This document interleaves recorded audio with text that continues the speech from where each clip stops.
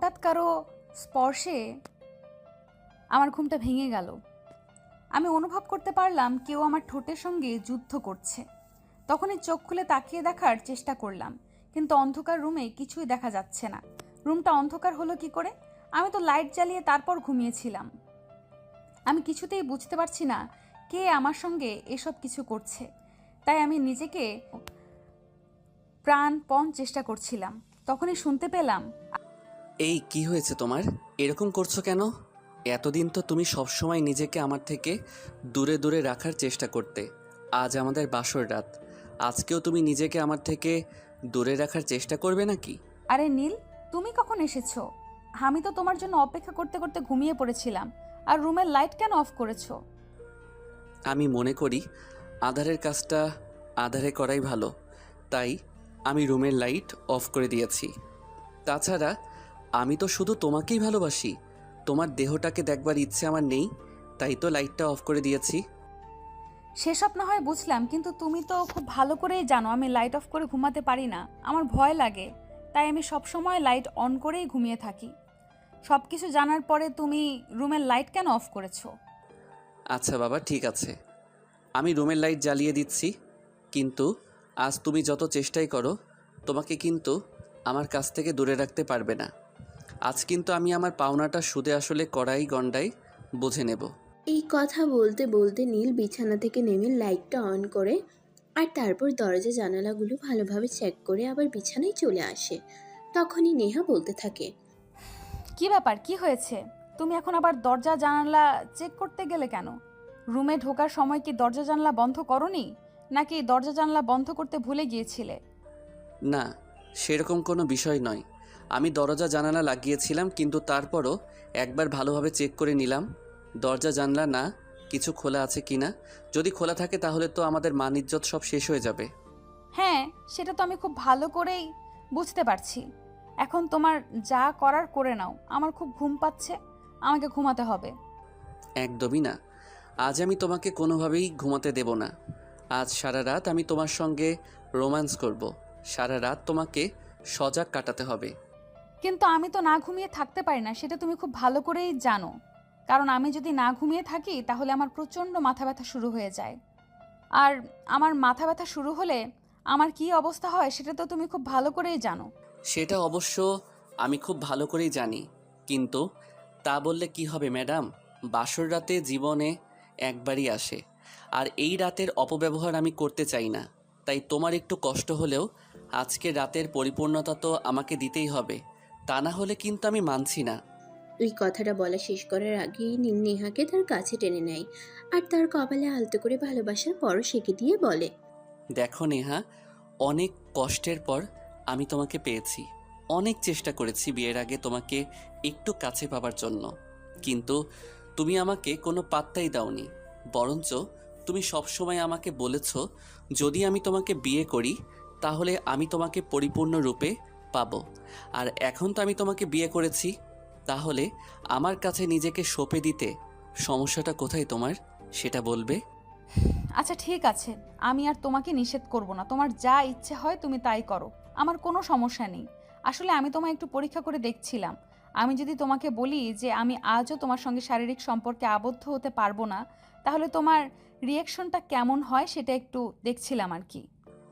ও, তার মানে এতক্ষণ ধরে তুমি আমার সঙ্গে ফাইজলামো করছিলে, তাই না? দাঁড়াও, এবার দেখাচ্ছি মজা। এই কথা বলে সঙ্গে সঙ্গে নীল নেহাকে তার আরও কাছে টেনে নিয়ে তার ঠোঁট দুটো চুষতে থাকে। আর অন্যদিকে নেহা সারা শরীরের স্পর্শকাতর স্থানগুলোতে হাত বুলোতে থাকে। নেহা নীলের ছোঁয়া পেয়ে একদম অস্থির হয়ে পড়ছিল। নিজেকে নীলের কাছে সম্পূর্ণরূপে সঁপে দেওয়ার জন্য প্রস্তুত সে। নীল কম যায় কি? সে এই যুগের ছেলে, কোনো কিছু জানে না সেরকম তো নয়। সে এই যুগের ছেলে বলে সব কিছুতেই এক্সপার্ট। সে নেহাকে আদর করতে করতে একদম উত্তেজনার চরম পর্যায়ে নিয়ে যায়। তখন নেহা তাকে বলতে থাকে, নীল প্লিজ, আর এরকম করো না, আমি সহ্য করতে পারছি না। এবার প্লিজ আমার একটু ঠান্ডা হওয়ার বন্দোবস্ত করো, তা না হলে কিন্তু আমি সত্যিই বলছি আমি একদম মরেই যাব। আমি আর সহ্য করতে পারছি না।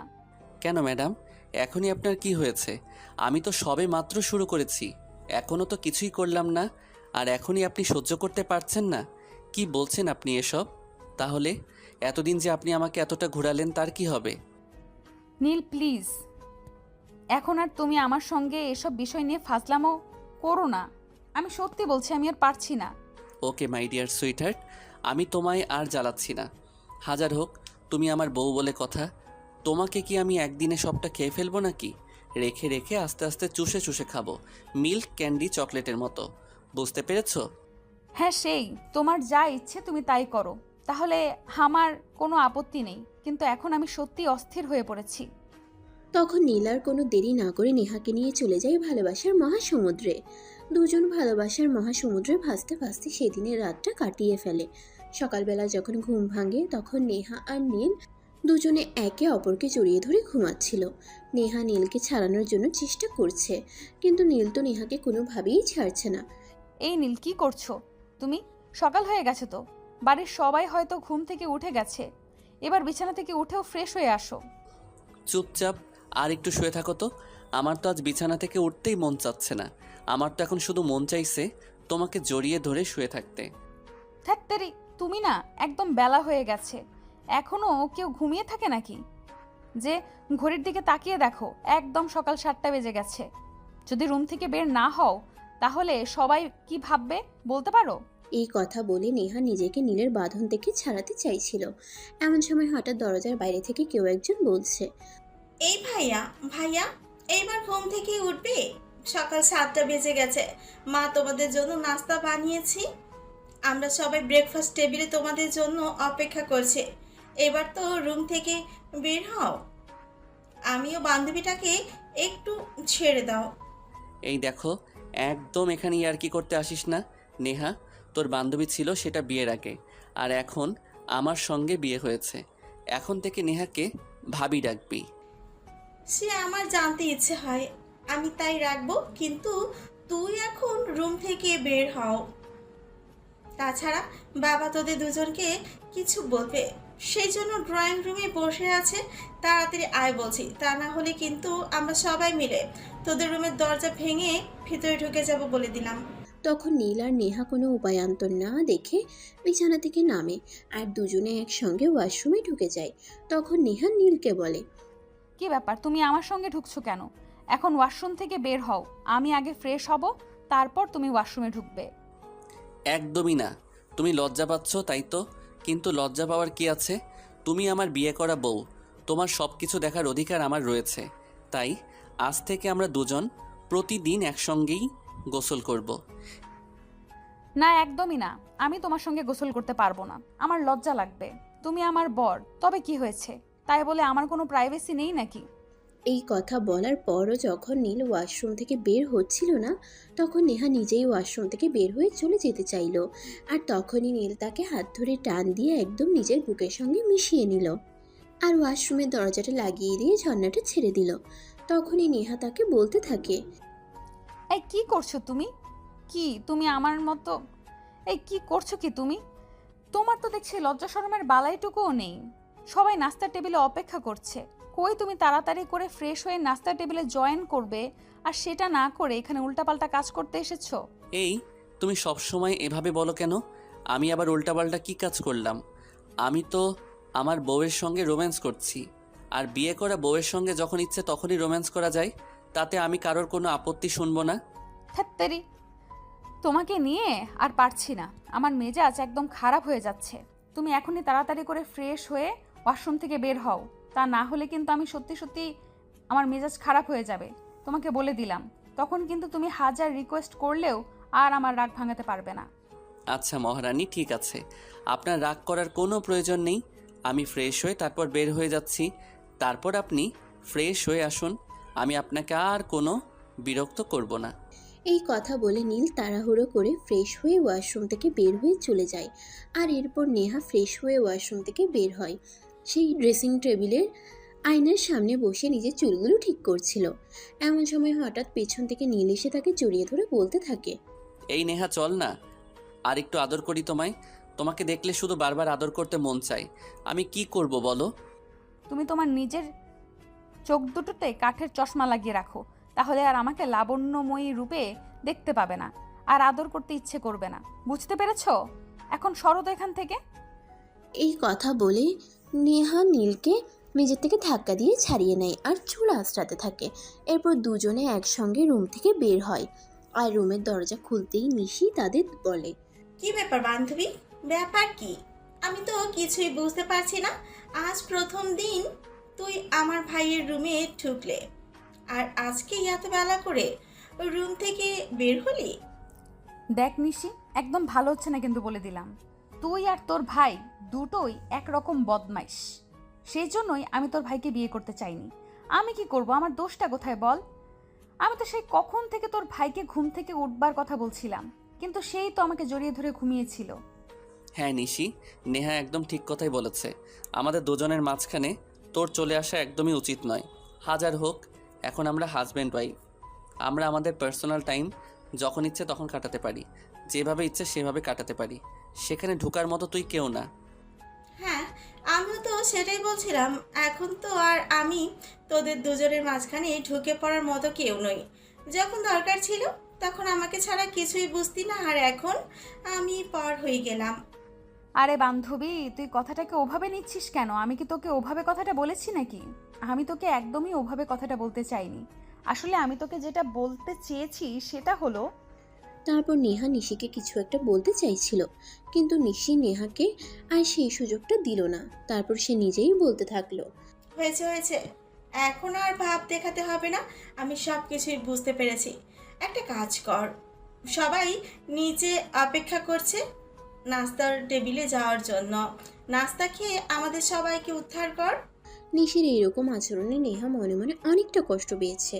আর সে কিছুতেই ভাবতে পারছে না নিশি তার সঙ্গে এরকম আচরণ কেন করছে। নিশির সঙ্গে তো তার অনেক ভালো একটা সম্পর্ক ছিল, সেটা নীলের সঙ্গে বিয়ে হওয়ার অনেক আগে থেকে, যখন ক্লাস 9-এ পড়ে তখন থেকে। কিন্তু গতকালকেই তো নীলের সঙ্গে তার বিয়েটা হলো, তাহলে আজকেই কেন নিশি তার সঙ্গে এরকম আচরণ করছে? তাই তার মুখটা একটু কালো হয়ে গেল। তখনই নীল সেটা দেখে ফেলে আর তাকে বলে, কি ব্যাপার নেহা, কি হয়েছে? তুমি মন খারাপ করে রেখেছো কেন? নিশি তোমায় এই কথাটা বলেছে বলে? হ্যাঁ, তুমি একদম ঠিক ধরতে পেরেছো। আসলে তুমি তো খুব ভালো করেই জানো আমি সেই সঙ্গে আমার অনেক দিনের বন্ধুত্বের সম্পর্ক। এর মধ্যে আমাদের দুজনের কোনো দিন মূল্যমালিন্য তো দূরের কথা, কথা কাটাকাটিও হয়নি। আর আজ কিনা সেই নিশি আমার সঙ্গে এরকম আচরণ করছে। আমি তো এটা কখনোই কোনোভাবেই মেনে নিতে পারছি না। দেখো নেহা, আমি তোমাকে বলছি, তুমি একদম মন খারাপ করো না। নিশি তোমার সঙ্গে ফাইজলামো করছে। তুমি এতদিন ধরে নিশির সঙ্গে চলাফেরা করলেও যে সেই মন বুঝতে পারোনি, একটু পরেই দেখবে এসে নিজের থেকেই এসে তোমার সঙ্গে ভাব করে নেবে। কিন্তু আমার যেরকমটা মনে হচ্ছে না, কারণ আমার মনে হচ্ছে নিশি আমাকে আপন ভেবে নিতে পারেনি। সে আমাকে নিজের শত্রু মনে করছে। যখন থেকে আমি এই বাড়িতে এসেছি নিজের মুখে একটুও হাসি আমি দেখিনি। সেটা তোমার বোঝার ভুল নিশি। নিজেই তোমাকে আমার জন্য পছন্দ করে রেখেছিল। নিশি আমার একমাত্র ছোট বোন, অনেক আদরের ছোট বোন বলতে পারো। আমি ছোটবেলা থেকে নিজেকে অনেক স্নেহ করি। সেই সঙ্গে নিশিও আমাকে অনেক ভালোবাসে। নিশি কখনো আমার কাছে কোনো কিছু আবদার করলে নিজের একটু কষ্ট হলেও আমি তাকে সেটা এনে দেওয়ার চেষ্টা করেছি। আর সেই বোনটা নিজের থেকেই যখন তোমাকে নিজের ভাবি হিসেবে পেতে চাইলো, তখন আর আমি তাকে না করতে পারিনি। সেটা হয়তো শুধু সময়ের জন্য ছিল, কিন্তু এখন তো তুমি দেখতেই পাচ্ছ যখন থেকে আমি এই বাড়িতে এসেছি নিশি একটুও আমার সঙ্গে ভালো আচরণ করছে না, ভালোভাবে কথা বলছে না। কথাটা বলতে বলতে নেহা যেন একদম কেঁদেই দিয়েছিল। কিন্তু নেহাকে কাঁদবার জন্য সেই সুযোগটা না দিয়েই সেখানে নিশি এসে আবার উপস্থিত হয় আর বলতে থাকে, কি ব্যাপার ভাইয়া ভাবি, তোমরা এখনো এখানে দাঁড়িয়ে আছো কেন? আমি সেই কখন তোমাদেরকে ডাকতে এলাম, তাহলে তোমরা আসতে এত লেট করছো কেন? আসতে এত লেট হচ্ছে কেন সেই কথা তুই আমাকে কেন জিজ্ঞাসা করছিস? নেহাকে জিজ্ঞাসা করতে পারিস না? তুই একটু আগে নেহার সঙ্গে যে ব্যবহারটা করেছিস সেটার জন্য নেহা মনে মনে অনেক দুঃখ পেয়েছে। তাই তো সে এখানে দাঁড়িয়ে একদম কান্না করে দিচ্ছিল। কি বলছিস তুই এইসব? আমি তো তোদের সঙ্গে মজা করছিলাম। আর আমি নেহা, তুমি কেমন মেয়ে, এতদিন ধরে আমার সঙ্গে বন্ধুত্ব করছো আর এখনো আমাকে বুঝতে পারলে না? তুমি আমার ভাবি হও, তাই আমি তোমার সঙ্গে একটু মজা করেছিলাম। সেই জন্য তোমাকে এভাবে কেঁদে দিতে হবে নাকি? এটা কি কেউ মজা বলে না? আমি যখন থেকে এই বাড়িতে এসেছি তুমি একবারও ভালো মুখে আমার সঙ্গে কথা বলনি, সব সময় আমাকে খুঁচিয়ে খুঁচিয়ে কথা বলেছো। আমি বুঝতে পেরেছি তুমি আমাকে মেনে নিতে পারছো না। যখন তুমি বুঝতেই পারছো আমি তোমাকে মেনে নিতে পারছি না, তাহলে এখন এই বাড়িতে পড়ে আছো কেন? যে বাড়িতে তোমাকে কেউ মেনে নিতে পারে না, সেই বাড়িতে তো থাকার কোনো মানেই হয় না। নিশি, তোমরা আমাকে মেনে নিতে পারবে না সেটা বিয়ের আগে বললেই তো পারতে। তাহলে তো আমি তোমার ভাইকে বিয়েটাই করতাম না। তাছাড়া তুমিও তো খুব ভালো করেই জানো যে তোমার ভাইকে বিয়ে করার সেরকম কোনো আগ্রহ পাবার কখনোই ছিল না। নিতান্ত তোমার পরিবার আমার চাচাকে অনেক জোরাজুরি করেছে বলেই কিন্তু আমার চাচা তোমাদের পরিবারে আমাকে পাঠাতে বাধ্য হয়েছে। আর তুমি তো আমার পরিবারের সম্পর্কে সব কিছুই জানো।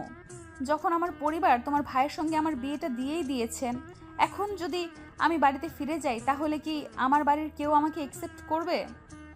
খুবই দুঃখের ব্যাপার। আমি আসলে ভাবতেই পারছি না তোমার জন্য আমার কি করা উচিত। তুমি বাড়িতে ফিরে গেলে তোমার বাড়িতে কেউ মেনে নিবে না, তোমাকে বাড়িতে কেউ জায়গা দিবে না, তাহলে তুমি যাবে কোথায়? একটা কাজ করো, শহরের বাইরে আমাদের একটা বাংলো বাড়ি আছে, সেখানে কেউ থাকে না। তুমি কয়দিনের জন্য ওখানে চলে যাও, তারপর একটা বন্দোবস্ত করে যেখানে ইচ্ছে চলে যেও। নীল, এসব তোমার বোন কি বলছে? তুমি কি আমাকে এই প্রতিশ্রুতি দিয়ে বিয়ে করেছিলে? তোমার পরিবারের মানুষ আমাকে মেনে নিতে পারবেই না সেটা তুমি আমাকে বিয়ের আগে বললেই পারতে। তোমাকে আমি বিয়েটাই করতাম না। কেন আমার জীবনটাকে নিয়ে এইভাবে ছিনিমিনি খেলেছো? আমি তো কিছুই বুঝতে পারছি না। আল্লাহ তোমাদের দুজনের জ্বালায় আমি আর নিতে পারছি না। তোমরা দুজনে এখন দয়া করে এসব নাটক বন্ধ করো আর নাস্তার টেবিলে চলো। আর নিশি, তোকে বলছি, একদম কিন্তু এখন বাড়াবাড়ি করে ফেলেছিস। এখন যদি এই সব কিছুর পরিসমাপ্তি না ঘটাস তাহলে কিন্তু আমি মায়ের কাছে বিচার দেব। তারপর কি হবে সেটা কিন্তু তুই খুব ভালো করেই জানিস। ওকে ফাইন, ঠিক আছে, আমি আর ফাজলামো করছি না। নেহা প্লিজ এবার নাস্তার টেবিলে চলো। তোমার এইসব ন্যাকামো আমি আর নিতে পারছি না। আমি আসলেই বুঝতে পারছি না আমার সঙ্গে এসব কি হচ্ছে। আমি ন্যাকামো আবার কোথায় করলাম? তোমরা আমাকে যা বলছো আমি তো তাই করছি। তাহলে আর কি বলছি তো তোমাদের যদি আমাকে মেনে নিতে সমস্যা হয় তাহলে বলো, আমি চলে যাই। এই মেয়ে, তোমার এত বড় সাহস! শুধু বারবার বলছো তুমি চলে যাবে চলে যাবে। তুমি চাপ এটা কোথায় সেটা বলতে পারো? যদি কোথাও থাকার জায়গা না পাই তাহলে রাস্তায় থাকবো। আর এখন তো অনেকেরই ভিটে বাড়ি নেই, তারা তো রাস্তায় দিন কাটায়। তাহলে আমি রাস্তায় থাকতে সমস্যাটা কোথায়? আর যদি একটা কথা বলো তাহলে কিন্তু আমি থাপড়াতে থাপড়াতে তোমার সব কটা দাঁত ফেলে দিব বলে দিলাম। এখন আর এসব ইয়ার্কি মার্কা কথাবার্তা আমি নিতে পারছি না। আর নিশি, তোকে বলছি, এসব যদি এখন তুই বন্ধ না করিস তাহলে কিন্তু তোর পিঠে কয়টা পড়বে তার কোনো গ্যারান্টি নেই। তুই আমাকে দোষ দিচ্ছিস কেন? তোর বউকে কিছু বলতে পারছিস না? তোর বউ এই যে এত ন্যাকামি করছে, তোর বউয়ের বেলায় কিছুই না, আমি করলেই যত দোষ, তাই না? এই নেহা শোন, আমি আর তোমাদের সঙ্গে কোনো কথাই বলবো না। এবার খুশি তো তোমরা? নিশি প্লিজ, আমি তোমাকে রিকোয়েস্ট করে বলছি, তুমি আমার সঙ্গে এরকম ব্যবহার করো না। তুমি আমার সঙ্গে এরকম ব্যবহার করলে এটা আমি মেনে নিতে পারবো না। দেখো, তোমরা চেয়েছিলে বলেই তোমার ভাইয়ের সঙ্গে আমার বিয়েটা হয়েছে। নয়তো যে তোমার ভাইকে বিয়েটা করার কোনো আগ্রহ আমার ছিল না সেটা তোমরা খুব ভালো করেই জানো। হ্যাঁ, আমি সব কিছুই জানি, কিন্তু তুমি যে ডুবে ডুবে জল খেয়েছো সেটা তো আমি জানতাম না। আমি তো আর কোনোভাবেই জানতাম না তুমি আগে থেকে আমার ভাইকে পছন্দ করতে, শুধু মুখে বলার অপেক্ষায় ছিলে। নিশি আর নেহা দুজনে প্লিজ চুপ করো। আমি তোমাদের এসব আর সহ্য করতে পারছি না। আমি এক্ষুনি আম্মুকে ডাক দিয়েছি। দাঁড়াও। আম্মু, আম্মু, একবার এদিকে আসো। কি ব্যাপার নীল, কি হয়েছে? আমাকে ডাকছিস কেন? আমি তো সে কখন থেকে তোদেরকে ডাকছি নাস্তা খেতে আসার জন্য। আম্মু, আগে তুমি তোমার মেয়ে আর বৌমাকে সামলাও। আমি এদের দুজনকে সামলাতে পারছি না। আমার জাস্ট অসহ্য লাগছে। দুইটা শয়তানের হাড্ডি কোথা থেকে এক হয়েছে আমি কিছুতেই বুঝতে পারছি না। আমার মেয়ে আর আমার বৌমা কি করেছে? আমি যতদূর জানি আমার মেয়ে আর বৌমা যথেষ্ট ভালো, কিন্তু তুই এমনভাবে বলছিস যেন তারা মহাভারত শুদ্ধ করে ফেলেছে। সে তোমার মেয়ে। বৌমা মহাভারত অশুদ্ধ করেছে নাকি শুদ্ধ করেছে সেটা ওদের কাছে জিজ্ঞাসা করো না, আমাকে কেন বলছো? তোমার মেয়ে আর বৌমা কি করেছে সেটা তাদের কাছে জিজ্ঞাসা করলেই তো পারো। তখন নীলের মা বলে, আচ্ছা ঠিক আছে, তুই দাঁড়া, আমি ওদের দুজনকে জিজ্ঞাসা করছি কি হয়েছে। এই কথা বলে নীলের মা নিশিকে জিজ্ঞাসা করে। কি ব্যাপার নিশি, কি হয়েছে? ঘটনাটা কি আমাকে একটু খুলে বলতো, আমি শুনি। আমি তো তোদের কথা আগাগোড়া কোনো কিছুই বুঝতে পারছি না। তাছাড়া তোরা যে কেন এসব কিছু করিস আমি সেটাও বুঝতে পারি না। মা আসলে বিষয়টা সেরকম কিছুই না, আমি ভাবির সঙ্গে একটু মজা করছিলাম, আর ভাবি সেটা বুঝতে না পেরে এমন অবস্থা করেছে। আসলে তাকে তো আমি আমার বান্ধবী থেকে ভাবি বানিয়েছি, তাই একটু মজা করছিলাম আর কি, কিন্তু সেটা বুঝতে পারেনি। দেখ, মেয়েটা এমনিতেই আপসেট। আমি চাই না তোদের মধ্যে কেউ এই মেয়েটাকে কোনোভাবে কোনো প্রকার বিরক্ত করুক। আর নেহা, তোমাকে বলছি, তুমি এদের কথা একদম কান দেবে না। এক একটা বদমাইশের হাড্ডি। ওরা যা বলার বলুক, তুমি এক কান দিয়ে শুনবে, অন্য কান দিয়ে বের করে দেবে। এদের কথায় কখনো কান দেবে না, বুঝতে পেরেছো? হ্যাঁ আন্টি, আমি বুঝতে পেরেছি। এখন চলুন ব্রেকফাস্ট টেবিলে, আমারও খুব ক্ষুধা পেয়েছে। হ্যাঁ, সবাই চলো। ব্রেকফাস্ট টেবিলে অনেকক্ষণ ধরে নাস্তা নিয়ে অপেক্ষা করছি, এখন আর অপেক্ষা করতে পারবো না। আর হ্যাঁ বৌমা, আজ কিন্তু তোমার এই বাড়িতে প্রথম দিন বলে ছাড়া পেয়ে গেছো। আগামীকাল থেকে সকালের নাস্তাটা কিন্তু সবার জন্য তোমাকেই বানাতে হবে। আমি কিন্তু আর কাল থেকে সকাল সকাল ঘুম থেকে উঠবো না। আরে আম্মু, এসব তুমি কি বলছো? নেহা এই বাড়ির নতুন বউ। নেহা এখনো কোনো কিছু বুঝে উঠতেই পারেনি, আর সেখানে তুমি বলছো রান্না করতে হবে। এই মেয়ে রান্নার রটা জানে তো? শোনো নীল, আমি তোমার মা। আমি সব কিছু জানি কে কী করতে পারে আর কে কী করতে পারে না। নেহার উপর আমার সম্পূর্ণ ভরসা আছে। তাছাড়া আমিও একটা মেয়ে মানুষ। আমি যখন বিয়ে করে এ বাড়িতে এসেছিলাম তখন আমি কোনো কিছুই জানতাম না। আর তোমাদের বাড়িতে যখন আমাকে পালকি থেকে নামানো হলো তখনই তোমার দাদু মানে আমার শাশুড়ি মা আমাকে রান্না করতে বলেছিলেন। আমি সেদিনই রান্না করে সবাইকে খাইয়েছিলাম। ঠিক আছে আম্মু, আপনি কোনো চিন্তা করবেন না। আপনি আমার পাশে থাকলে সব কিছুই করতে পারবো, আমার কোনো সমস্যা হবে না। শুধু আমাকে একটু সহযোগিতা করলেই হবে। আপনি তো জানেন যে আমার মা বেঁচে নেই, তাই রান্না বান্না টুকটাক করেছি। তারপর কথা বলতে বলতে একে একে সবাই ব্রেকফাস্ট টেবিলে চলে যায়। নাস্তা শেষ করে যে যার যার মতো তার তার রুমে চলে যায়। আর এদিকে নেহা রুমে আসতেই নীল রুমের দরজাটা লাগিয়ে দেয়। তখনই নেহা বলে, কি ব্যাপার, তুমি এখন আবার দরজা বন্ধ করলে কেন? তোমার মাথায় আবার কোনো কুমতলব ঘুরছে নাকি? দেখো, একদম ওসব কুমতলব দেখাতে এসো না, তাহলে কিন্তু খারাপ হবে বলে দিলাম। তাই নাকি? কি খারাপ হবে বলো শুনি। তুমি আমার বিয়ে করা বউ, আর তোমার সঙ্গে আমি যে কোনো সময় রুমের দরজা বন্ধ করতেই পারি। এতে খারাপ হওয়ার কি আছে বলো তো? তাই নাকি? কি খারাপ হবে বলো শুনি। তুমি আমার বিয়ে করা বউ, আর তোমার সঙ্গে আমি যে কোনো সময় রুমের দরজা বন্ধ করতেই পারি। এতে খারাপ হওয়ার কি আছে বলো তো? হ্যাঁ মিস্টার, এটা আমি খুব ভালো করেই জানি যে আমি আপনার বিয়ে করা বউ, কিন্তু তাই বলে আপনি যখন তখন রুমের দরজা বন্ধ করবেন, এটা তো হতে পারে না। আপনি আমাকে বিয়ে করেছেন বলে কিনে নিয়েছেন, এরকম চিন্তাভাবনা বাদ দিন মন থেকে। আমি আপনার বিয়ে করা বউ, কিন্তু টাকা দিয়ে কিনে নেওয়া দাসী নই। আপনি যখন তখন আমাকে বিছানায় ডাকতে পারেন না। তোমাদের মেয়েদেরকে আমার শুধুমাত্র এই একটা কারণেই পছন্দ নয়, কারণ তোমরা বোঝো ঠিকই, কিন্তু একটু বেশি বোঝো। কখন কোথায় কি হবে না হবে সেসব কিছু না জেনে শুনে তোমরা কমেন্ট করতে থাকো। আমি রুমের দরজা বন্ধ করেছি বলেই যে তোমাকে বিছানায় ডাকবো, এমনটা তোমাকে কে বলেছে শুনি? তাহলে তুমি রুমের দরজা বন্ধ করলে কেন এই অসময়ে? এভাবে কেউ রুমের দরজা বন্ধ করে? দেখো, তুমি আমার বিয়ে করা বউ। আমি রুমের মধ্যে তোমার সঙ্গে কি করব না করব সেটাকে অন্য কাউকে দেখানোর ইচ্ছে আছে নাকি বলো? তোমার আর আমার মধ্যে কিছু প্রাইভেসি থাকবে না? আচ্ছা ঠিক আছে, আমার ভুল হয়ে গেছে, আমাকে এইবারের মতো ক্ষমা করে দাও। আমি নেক্সট আর কখনো তোমাকে এইভাবে কথা বলবো না। এবার হ্যাপি তো? এই কথা বলে নেহা চুপচাপ বিছানার উপর বসে থাকে। আর এদিকে নীল ড্রেসিং টেবিলের ড্রয়ার থেকে একটা গিফট বক্স বের করে আনে আর সেটা নেহার হাতে তুলে দিয়ে বলতে থাকে, এটা স্পেশালি তোমার জন্য, দেখো তো পছন্দ হয়েছে কিনা। যদি পছন্দ না হয় তাহলে আজ বিকেলে তোমাকে নিয়ে বের হব, আর তোমার পছন্দ মতোই কিনে দেব। তুমি আমাকে কিছু গিফট করবে, সেটা আমার পছন্দ হবে না এমনটা হয় নাকি বলো? অবশ্যই আমার পছন্দ হবে। যাই হোক, এটা এখন রেখে দাও, রাতে দেখব। এখন আমার শরীরটা একটু টায়ার্ড লাগছে, একটু ঘুমিয়ে নেই। তারপর আজ দুপুরে সবার জন্য নিজের হাতে খাবার তৈরি করব।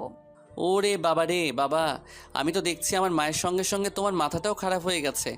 তুমি এই বাড়ির নতুন বউ, এখনই তোমাকে রান্নাঘরে ঢুকতে হবে না? তাছাড়া আমি তো 3 মাসের ছুটিতে দেশে এসেছি, তাই না? 3 মাস পর তো আবার দেশের বাইরে চলে যেতে হবে। তখন তো আর আমি আমার বউকে কাছে পাবো না। আর অলরেডি 1 মাস সময় চলে গেছে। বাকি যে কয়দিন আমি বাংলাদেশে আছি, এই কয়দিন তোমাকে আমার কাছাকাছি থাকতে হবে। এরপর নীল আর নেহা গল্প করতে শুরু করে, আর ঠিক 15 মিনিট পরেই দরজায় কেউ নক করে। এই ভাইয়া ভাইয়া, একটু আগে তো ঘর থেকে বের হলি, আর এখন আবার রুমের দরজা বন্ধ করছিস কেন? তোদের কি দরজাটা খোলা রাখতে একটু মন চায় না নাকি? আমিও তোমার ভাইকে সেটাই বলছিলাম, কিন্তু উল্টে তোমার ভাইয়া আমাকে আরো 5টা কথা শুনিয়ে দিল। তো আমি কি করব বলো? এই কথা বলতে বলতে নেহা বিছানা থেকে উঠে গিয়ে দরজাটা খোলে, আর দরজা খোলা মাত্রই নিশি রুমের ভিতরে প্রবেশ করে। রুমে এসেই নিশি নেহাকে বলতে থাকে। তোমার মতো সুন্দরী বউ যার আছে, সে কি আর রুমের দরজা খোলা রাখবে নাকি? হাজার হোক প্রবাসীর বউ বলে কথা, সে তো আবার কয়দিন পরেই চলে যাবে। নিশি, তোকে এই সময়ে আমার রুমে আসতে কে বলেছে বলতো? তোর কি আক্কেল জ্ঞান বলতে কোনোদিনও কোনো কিছু হবে না, নাকি তুই আমাকে জ্বালাতন করবার জন্যই এই সব কিছু করিস বলতো? তুই আমার বান্ধবীকে নিয়ে রুমের মধ্যে রোম্যান্স করবি, আর আমি কি দূরে বসে থাকবো নাকি? আমাকে একটা বিয়ে দিচ্ছিস না কেন? আমাকে বিয়ে দিয়ে দিলেই তো আর আমি তোদেরকে বিরক্ত করতে আসি না, তাই না? ও তাই নাকি ম্যাডাম? আপনারও বুঝি এবার বিয়ে করার সবচেয়ে গেছে। একদম চর মেরে সব কটা দাঁত ফেলে দিব। এক্ষুনি আমার রুম থেকে বের হওয়ার, চুপচাপ নিজের রুমে গিয়ে পড়তে বসো। নিজে বিয়ে করে বউকে নিয়ে রোম্যান্স করতে পারবে, সেখানে কোনো সমস্যা নেই, কিন্তু যে না আমি বললাম আমাকে বিয়ে দিতে, অমনি ওনার সমস্ত সমস্যা এসে হাজির হয়ে গেল। উনি আমার দাঁত ফেলে দিচ্ছেন। এরে বাবা রে বাবা। নিশি বোন আমার, তুমি কোনো চিন্তা করো না। ওই যে তোমার 36 নাম্বার বয়ফ্রেন্ড আছে না, ওর সঙ্গে আমি কালকেই কথা বলবো আর তোমার বিয়ের বন্দোবস্ত করব। এই কথা শোনা মাত্রই তো নীলের মাথায় তো একদম চক্কর দেওয়ার মতো অবস্থা, কারণ সে আজ পর্যন্ত একটা প্রেমও করলো না। আর সেখানে 36 নাম্বার বয়ফ্রেন্ড। নেহা কি এই কথাটা তার সঙ্গে মজা করে বলছে, নাকি আইক্কা আলা বাস দেওয়ার জন্য বলছে? এই কথাটা কোনোভাবেই নিশি বুঝতে পারছে না। তাই নিশি নেহাকে বলল। আচ্ছা নেহা, একটা কথা বলো তো, আমি কিন্তু তোমার কথাটা কোনোভাবেই বুঝতে পারছি না। তুমি আমার 36 নাম্বার বয়ফ্রেন্ড বলতে কি বোঝাতে চাইছো? বয়ফ্রেন্ড মানে বয়ফ্রেন্ডের কথা বলছি। আমি কেন? তুমি কি তোমার বয়ফ্রেন্ড সম্পর্কে অবগত নও নাকি? প্রেম করতে পারো তখন কোনো সমস্যা নেই, আর বিয়ে করতে গেলে যত সমস্যা। যখন প্রেম করে ওই মানুষটাকে বিয়েই করতে পারবে না, তাহলে প্রেম করতে যাও কেন বলো তো? নেহা প্লিজ এবার বন্ধ করো, আমার কিন্তু এখন আর ভালো লাগছে না। তুমি এভাবে আমাকে পচাচ্ছ কেন? তুমি খুব ভালো করেই জানো আমার কোনো বয়ফ্রেন্ড নেই, সেখানে তুমি 36 নম্বর বয়ফ্রেন্ড কোথা থেকে জোটাচ্ছ? আমি সেটাই বুঝতে পারছি না। তখন নেহা বলতে থাকে, সকালবেলা তুমি আমার সঙ্গে যেটা করলে আমিও তোমার সঙ্গে সেটাই করলাম।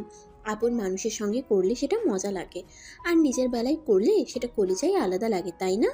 আচ্ছা ঠিক আছে, এখন তুমি কি বলতে এসেছিলে সেটাই বলো। আর তোমার বিয়ে বন্ধ অবস্থায় যত দ্রুত সম্ভব দেখছি করব। নেহা তুমি আমার সঙ্গে এরকমটা করবে এটা আমার কল্পনাতেও ছিল না। আমি ভাবতে পারিনি তোমার মাথায় এত চিন্তা নিয়ে ঘুমাও কি করে। যাই হোক, আমি এমনিতেই এসেছিলাম, আসলে বাড়ির সকল মেহমান চলে গেছে তো, তাই একা একা ভালো লাগছিল না। শোনো, একটা কাজ করি, বিকেলে আমরা সবাই কোথাও থেকে ঘুরে আসি, তাহলে সবারই ভালো লাগবে। আর সেখানে কিন্তু আমরা পরিবারের সবাই মিলে যাচ্ছি কোথাও ঘুরতে বা রেস্টুরেন্টে খেতে, যেটাই হোক না কেন। তুমি কি তোমার নিজের পায়ে নিজেই কুড়োল মারতে চাইছো, নাকি? আমি তো সেটাই বুঝতে পারছি না। তুমি খুব ভালো করেই জানো পরিবারের সকল মেম্বার তোমাকে অ্যাকসেপ্ট করতে পারেনি, আর সেখানে তুমি কি না পরিবারের সকল মেম্বারকে নিয়ে কোথাও ঘুরতে যাবে বলে চিন্তা করছো? হ্যাঁ নিশি, তুই একদম ঠিক কথাই বলেছিস। ছোট কাকিমা কেন যেন নেহাকে অ্যাকসেপ্ট করতে পারছে না। আমি সেটাই বুঝতে পারছি না ওনার সমস্যাটা কোথায়। হ্যাঁ, আমিও সেটাই বুঝতে পারছি না, ছোট কাকিমা কেন যে নেহাকে অ্যাকসেপ্ট করতে পারছে না।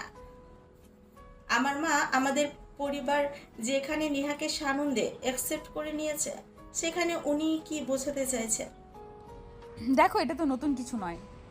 আমি যেদিন থেকে নিজের সঙ্গে বন্ধুত্ব করেছি, যেদিন থেকে এই বাড়িতে আসা শুরু করেছি, সেদিন থেকেই উনি আমাকে একদমই সহ্য করতে পারেন না। উনি আমাকে নিজের প্রতিদ্বন্দ্বী মনে করেন, আর সেটার পেছনে যথেষ্ট কারণ রয়েছে। তোমরা সবাই খুব ভালো করেই জানো ওনার একটা বোনের মেয়ে রয়েছে, যেটাকে নীলের সঙ্গে বিয়ে দেওয়ার চিন্তা করেছিলেন।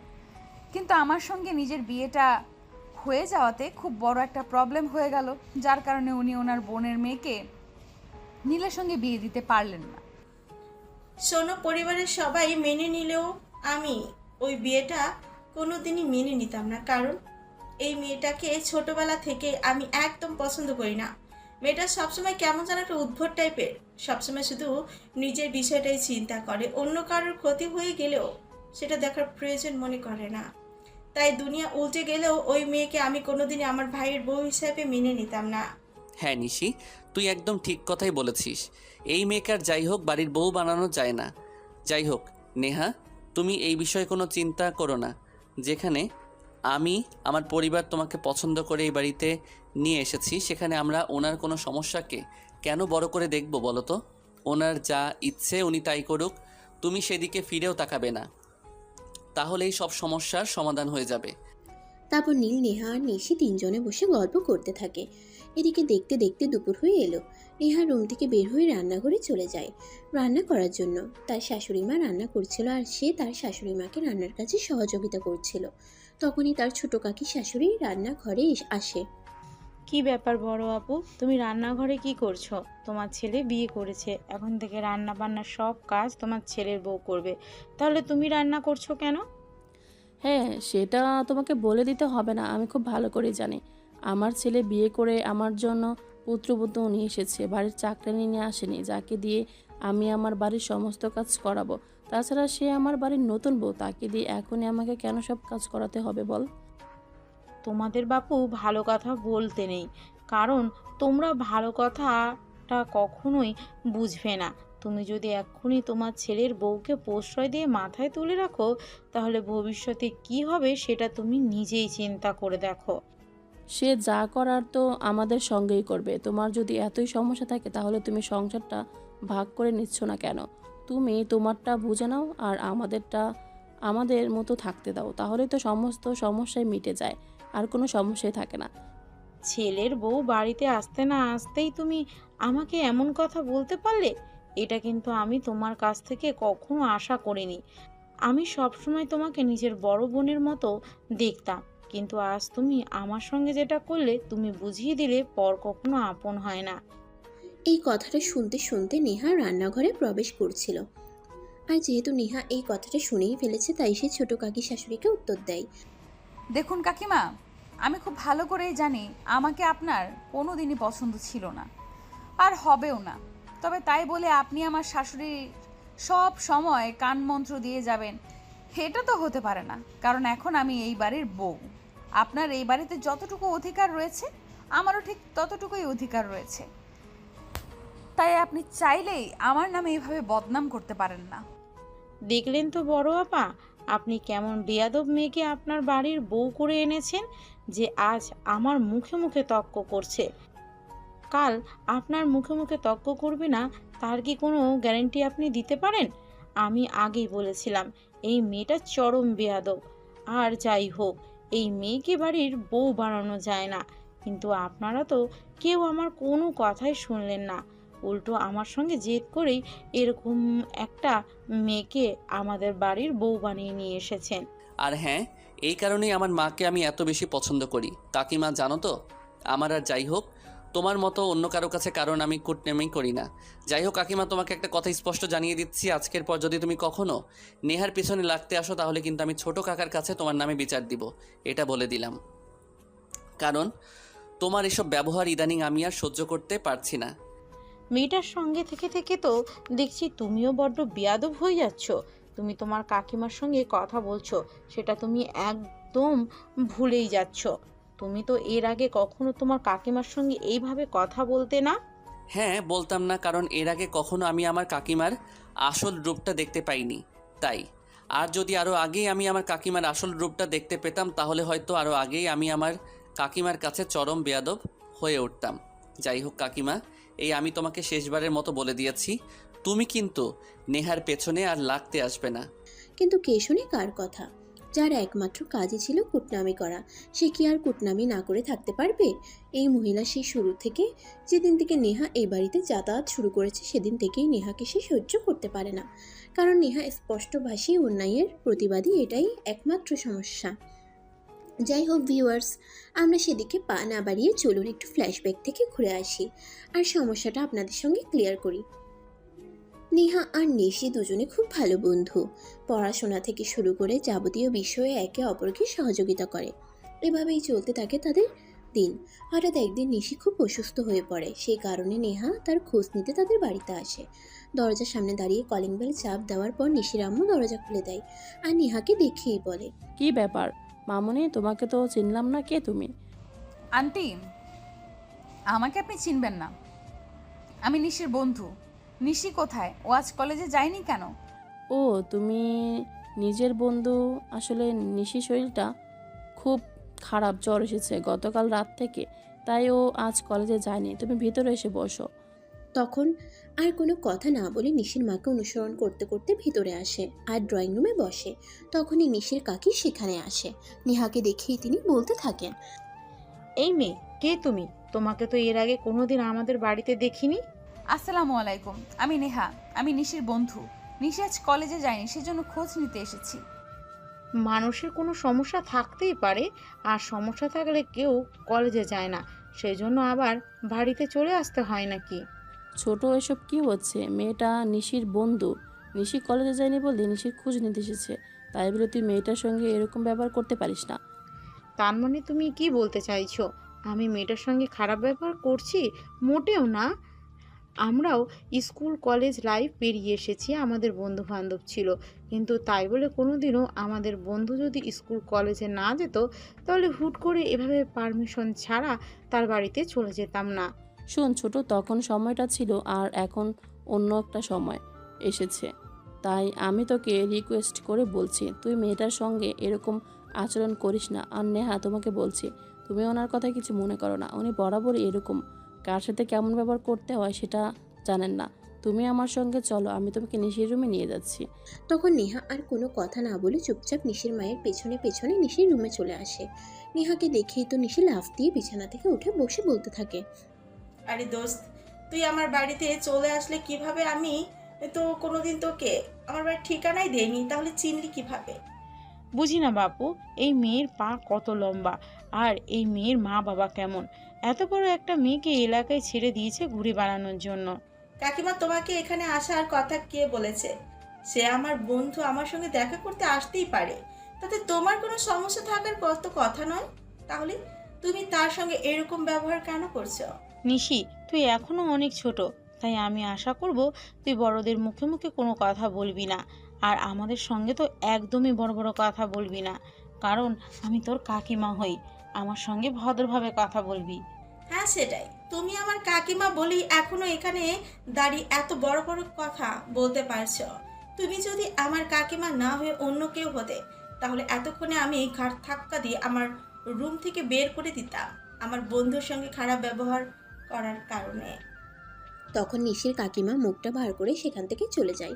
এটা দেখে নেহা বলতে থাকে, নিশি, উনি তোর কাকিমা হয়, তুই ওনার সঙ্গে এরকম খারাপ আচরণ কেন করলি বলতো? আমি তো একটু পরেই চলে যাব, উনি তো তোদের বাড়িতে থাকবেন, তাই আমার মনে হয় তুই কাজটা ঠিক করিসনি। যোগ্য পাত্রের যোগ্য জবাব দিয়েছি বলেই ভুল করেছি নাকি? শোন, আমার কাকিমা বরাবরই এরকম, উনি ভালো মানুষদের একদমই সহ্য করতে পারে না, তাই আজকে আমার মেজাজটা খারাপ হয়ে গেছিল, সেই জন্যই ওনাকে আমি খটখট উত্তর দিয়েছি। যাই হোক নিশি, এখন এইসব কিছু বাদ দে, এখন বল তোর শরীর কেমন আছে? তুই কলেজে যাসনি, সেই জন্যই আমার খুব টেনশন হচ্ছিল। আমি তোদের এলাকার অনেকের কাছ থেকে খোঁজ নিয়ে তারপর এখানে এসেছি। আমি তো ভেবেছিলাম হয়তো তোদের বাড়ি খুঁজেই পাবো না। তোকে তো আগেই বলেছিলাম আমাদের এলাকায় আমাদের বাড়ির সবাই এক নামে চেনে, কখনো কোনো সমস্যার পড়লে তুই নিজের থেকে আসতে পারবি, কোনো প্রবলেম হবে না। কখনো কোনো সমস্যায় পড়লে তুই নিজের থেকে আসতে পারবি, কোনো প্রবলেম হবে না। যাই হোক, আমার শরীরের কথা বলি, এখন এতক্ষণ তো একা একা খুব খারাপ লাগছিল, কিন্তু এখন তোকে দেখে আমার শরীর একদম চাঙ্গা হয়ে গেছে। আচ্ছা যাই হোক, শোন, সন্ধ্যা হয়ে যাচ্ছে, আমাকে বাসায় ফিরতে হবে। তা না হলে আমার কাকির চরিত্র তো জানিস, আজে বাজে কথা বলা শুরু করবে। সেই সব কথা আমার আবার সহ্য হয় না। আমি আসছি তাহলে। হ্যাঁ আসলেই তো, আমার তো এটা খেয়ালই ছিল না। আগামীকালকে শরীরটা ভালো লাগে, তাহলে তো কলেজ যাব, সেখানেই তোর সঙ্গে দেখা হবে।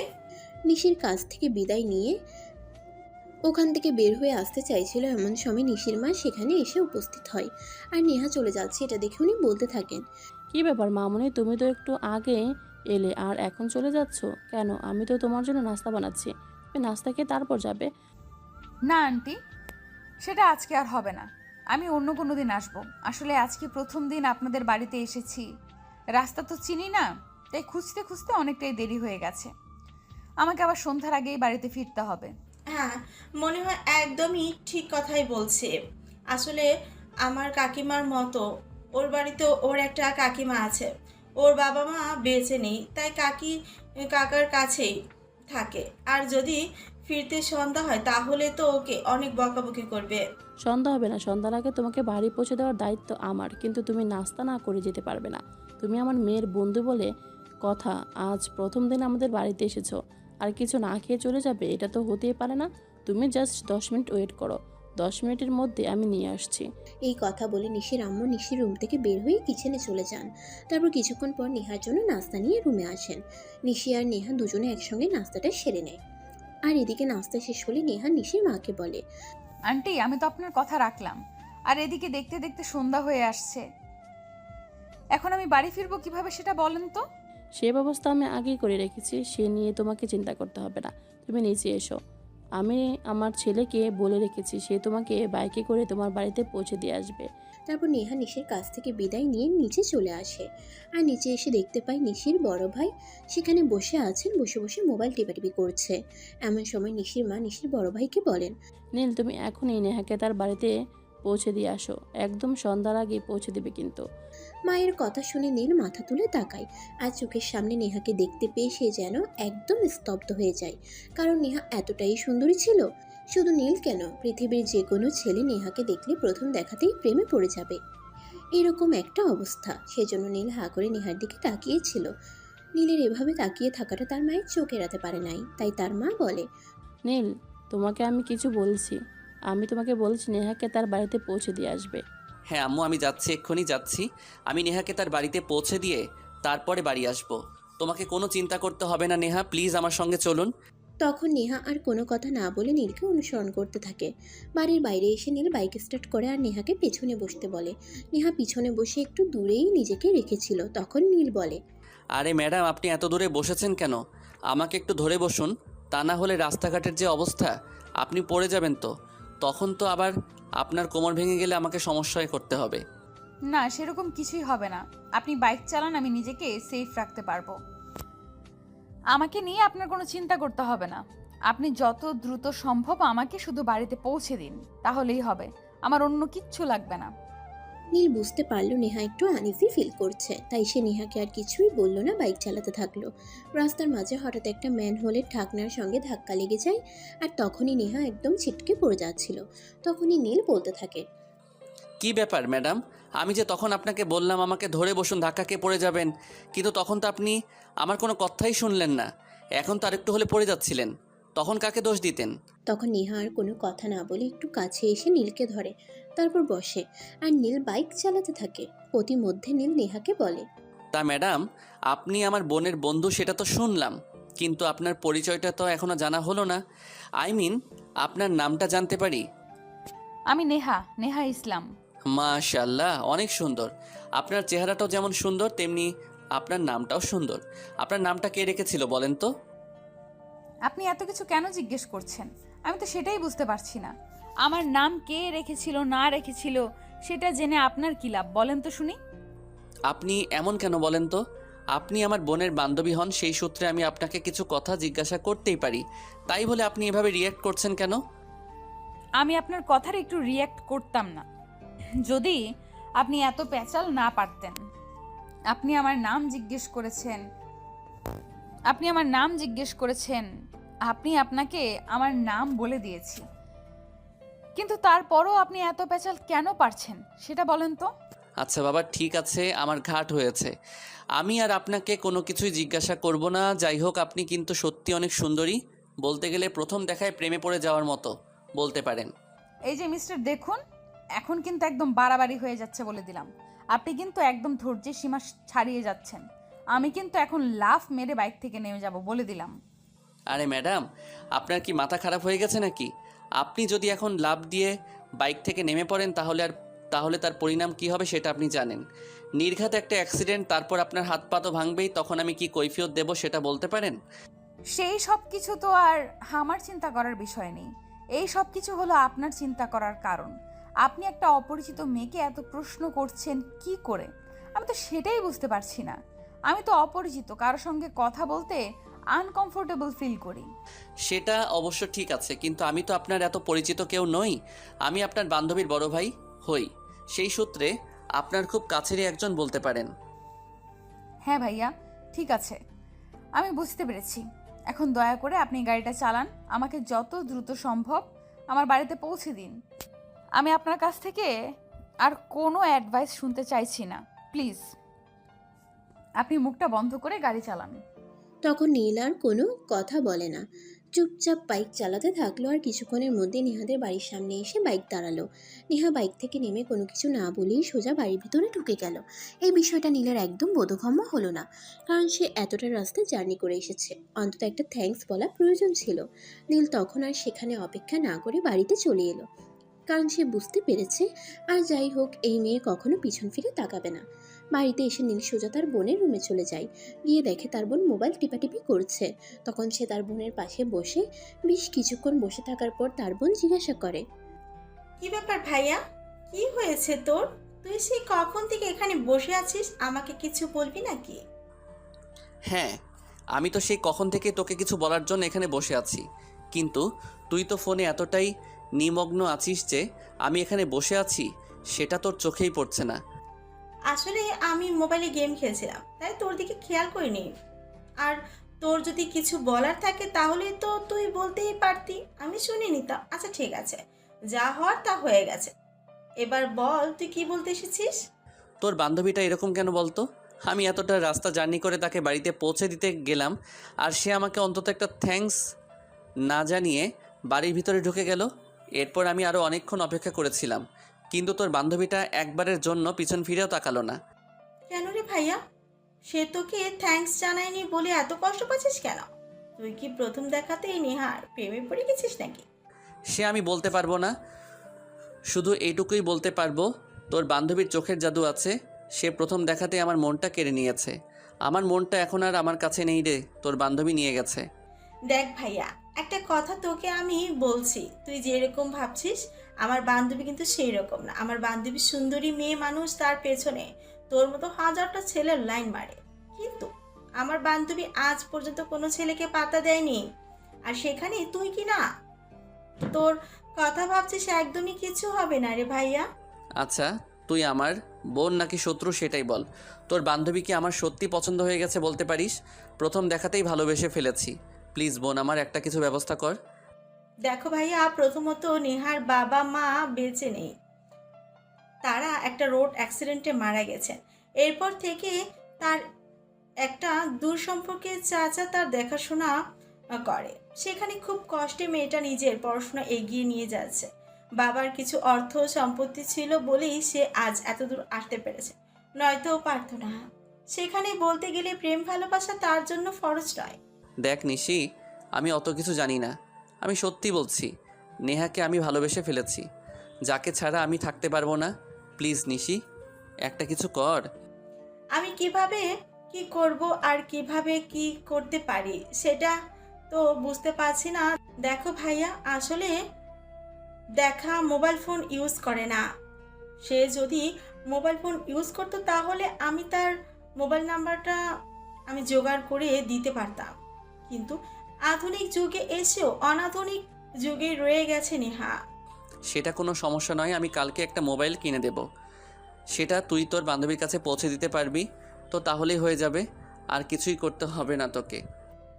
সে আমি নেহার হাত পর্যন্ত পৌঁছে দিতে পারবো, কিন্তু নেহা সেটা একসেপ্ট করবে কিনা আমি আদৌ জানি না, কারণ নেহা কখনোই অপরিচিত কারোর দেয়া কিছু গ্রহণ করে না।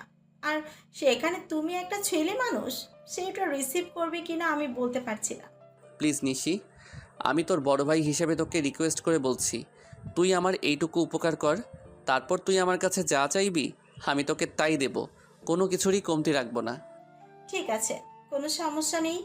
তাহলে তুই একটা কাজ কর, আগামী মাসেই তো তো লন্ডন যাওয়ার আছে, তুই সেখানে থেকে আমার জন্য আইফোন 15 প্রো ম্যাক্স নিয়ে আসিস, তাহলে হবে।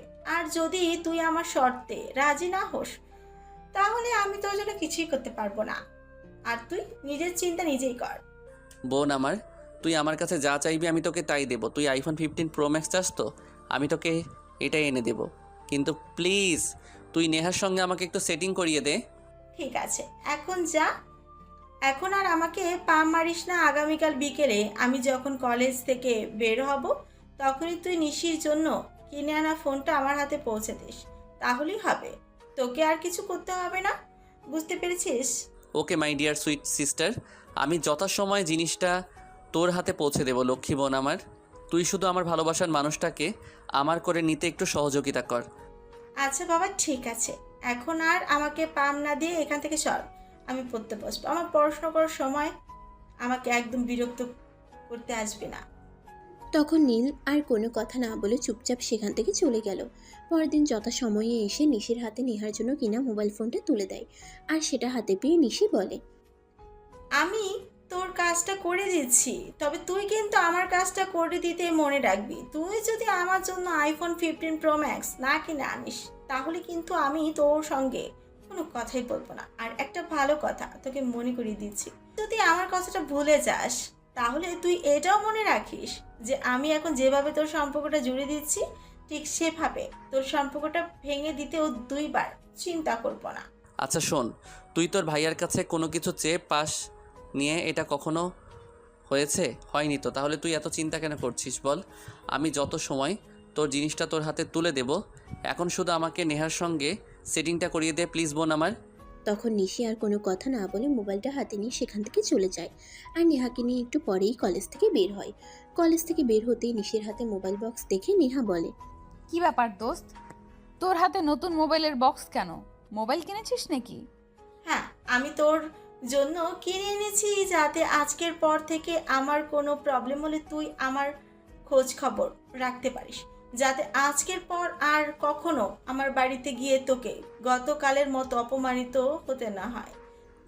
তুই কথা বলে নিশি নেহার হাতে মোবাইলটা তুলে দেয়। নেহা মোবাইলটা খুলে দেখে অনেক দামি একটা ফোন। সেটা দেখে নেহা বলতে থাকে, তুই আমাকে কিছু একটা গিফট করবি সেটা ভালো কথা, কিন্তু তাই বলে এত দামি ফোন? দেখ ভাই, আমি গরিব মানুষ, আমি ফোন চালাতে পারবো না। দেখ, আমি তোর বন্ধু, আমি চাইলে তোকে যা ইচ্ছে তাই গিফট করতে পারি, এতে আমি তোর কোনো আপত্তি শুনবো না। তোকে এটা নিতেই হবে। এই কথা বলে নিশি নেহাকে অনেক জোর জবরদস্তি করতে থাকে। তাই অবশেষে নেহা বাধ্য হয়ে নিশির হাত থেকে মোবাইলটা নেয়। তারপর দুজনে গল্প করতে করতে বাড়ির থেকে রওনা দেয়। সেদিন সন্ধ্যাবেলা নেহা পড়তে বসেছে। অমনি হঠাৎ মোবাইলে একটা নাম্বার থেকে ফোন এসেছে।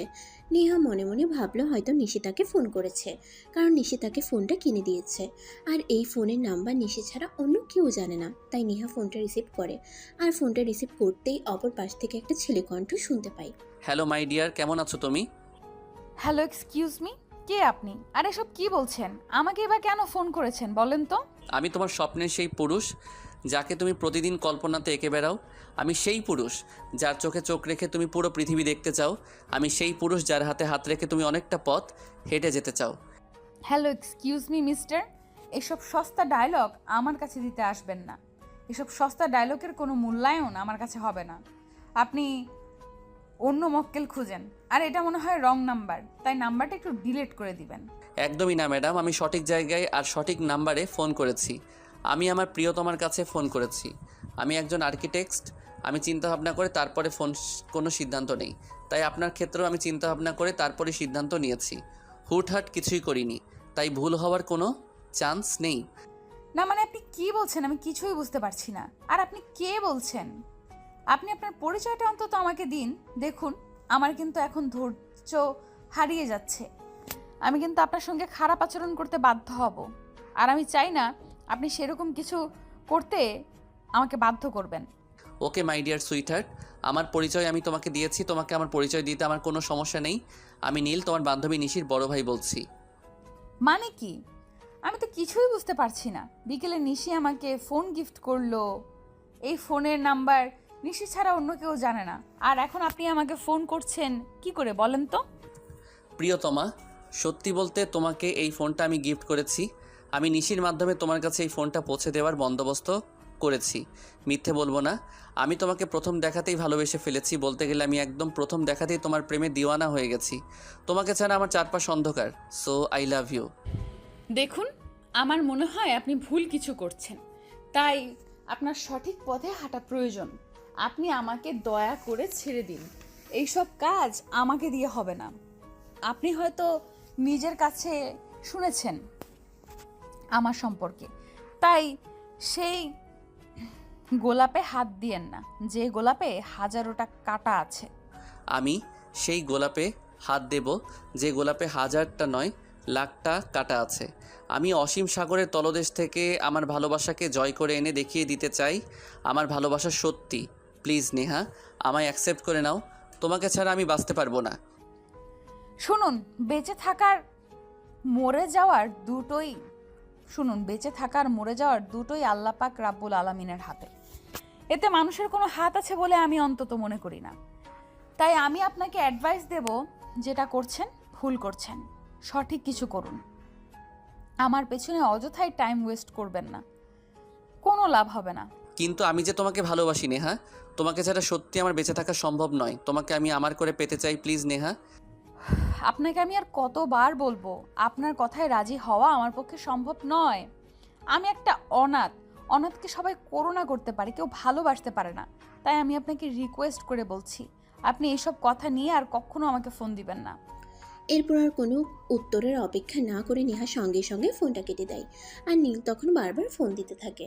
অবশেষে নেহা বাধ্য হয়ে ফোনটা বন্ধ করে দেয়। তখন নীল কোনো উপায়ান্তর না দেখে ছুটে যায় নিশির কাছে, আর নিশির কাছে সমস্ত ঘটনা খুলে বলে। সবকিছু শুনে নিশি তাকে বলে, দেখ, আমি তোকে আগেই বলেছিলাম আমার বান্ধবী নেহাকে দিয়ে প্রেম ভালোবাসা ওসব হবে না, কারণ সে প্রেমে বিশ্বাসী নয়। তাছাড়া তার বাবা মা বেঁচে নেই, সে অন্যের বাড়িতে আশ্রিতা। সেখান থেকে পড়াশোনা করতে পারছে, সেটাই তার জন্য অনেক। প্রেম করা তো তার জন্য শুধুমাত্র বিলাসিতা। নিশি প্লিজ বোন আমার, তুই আমার জন্য কিছু একটা কর। আমি নেহাকে খুবই ভালোবাসি। নেহাকে ছাড়া আমার বেঁচে থাকা একেবারে অসম্ভব। তুমি সেটা বোঝার চেষ্টা করো। সে না হয় আমি বুঝালাম, কিন্তু এত কিছু বুঝে আমি কি করব? তুই সেটা আমাকে বল। নেহা আমার বন্ধু, সেটা ঠিক আছে, কিন্তু আমি তার সম্পর্কে যা যা জানি সব কিছুই তো তোকে বললাম। এখন যদি সে রিলেশনে যেতে না চায়, তাহলে আমি কি করে তাকে জোর করতে পারি? সে আমি অত কিছু বুঝি না, তোর যা করতে হয় তুই তাই কর, কিন্তু তার বিনিময়ে নেহাকে আমার চাই চাই চাই। তুই বোন হিসেবে ভাইয়ের এতটুকু উপকার কর। আচ্ছা ঠিক আছে, তুই আমাকে একটু চিন্তা করতে দে, আমি দেখি কি করা যায়। আর হ্যাঁ, আমি না বলা পর্যন্ত তুই কিন্তু আবার নেহাকে ফোন দিতে যাস না, তাহলে কিন্তু ইতি বিপরীত হতে পারে। অতঃপর নীল আর কিছু না বলে সেখান থেকে চলে যায়। আর এদিকে নিশি পরের দিন সকালবেলা যখন কলেজে যাওয়ার জন্য বাসা থেকে বের হয়, তখনই নেহা তাদের বাড়ির সামনে দাঁড়িয়ে তার জন্য অপেক্ষা করছিল। নিশি যেই না নেহার একটু কাছাকাছি এলো, তখনই নেহা বলতে থাকলো, দেখ নিশি, তুই আমার বন্ধু, আমি তোকে বিশ্বাস করি, কিন্তু আমার বিশ্বাসের ঘরে তুই এইভাবে এমন কিছু একটা করবি সেটা আমি কল্পনাও করিনি। তুই আমার বন্ধু বলে তুই আমাকে ফোনটা গিফট করেছিস, আর সেটা আমি নিয়েছি, কিন্তু তার পেছনে অন্য কোনো রহস্য বা উদ্দেশ্য থাকবে সেটা কিন্তু আমি কল্পনা করিনি। নেহা প্লিজ বন্ধু, তুই আমার মাথা ঠান্ডা কর, আমার কথাটা শোন, আমি তোকে কিছু বলতে চাই। আচ্ছা নিশি, তুই তো আমার সম্পর্কে সব কিছুই খুব ভালো করেই জানিস। তোর কি মনে হয় এরপরও আমি তোর কোনো কথা শুনতে রাজি? রাজি তোকে হতেই হবে, আর আমার কথা তোকে শুনতেই হবে, এছাড়া অন্য কোনো উপায় নেই। দেখ, আমার ভাইয়া কিন্তু ছেলে হিসেবে যথেষ্ট ভালো, আর সে ভালো একটা কোম্পানিতে চাকরি করছে, পড়াশোনা শেষ করে। তাই আমি মনে করি তাকে অ্যাভয়েড করার মতো কোনো কারণ তোর হাতে নেই। আমি মানছি তোর ভাই ছেলে হিসেবে ভালো, আর ভালো একটা কোম্পানিতে চাকরিও করছে।